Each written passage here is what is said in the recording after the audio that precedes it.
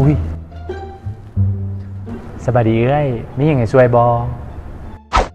ข่อยยังมากู้ยืมเงิน เพื่อสอมแปลงเพื่อนมันเก่าแห้งละฝนตกหลังคากับหัวเปียกมืดทุกมื้อนี่อยู่บ่ได้อ๋อโดยเอ้ย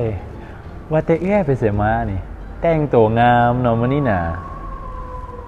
ข่อยเป็นพี่บ้านพี่เฮือนข่อยก็งามสิมาแตะใดแหละ300 ปีแหละโอ้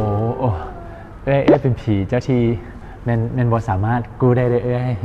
ต้องเป็นเจ้าของบ้านจึงจะสามารถกู้ได้แป๊บหนึ่งนี่ใส่นี่ธนาคารอินโดจีนได้เพื่อนมันเก่าหลายหอนยามตรงไหนแปลงแล้วแม่นแล้วไอ้บ่มีอย่างยากเลยง่ายไวยาวเดี๋ยวไม่อย่างไงไม่ยาวสินเชื่อเพื่อที่อยู่อาศัยธนาคารอินโดจีนเอกสารง่ายอนุมัติไวและยาวเวลากู้ยืมยาวถึง30 ปีปาโถคำมันง่ายขนาดนี้จัดให้ไอ้รู้สึกนะ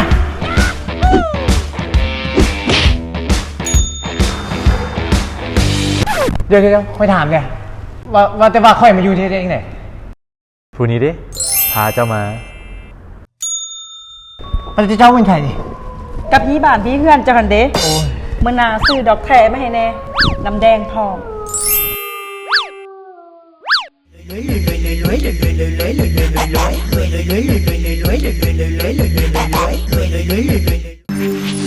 ย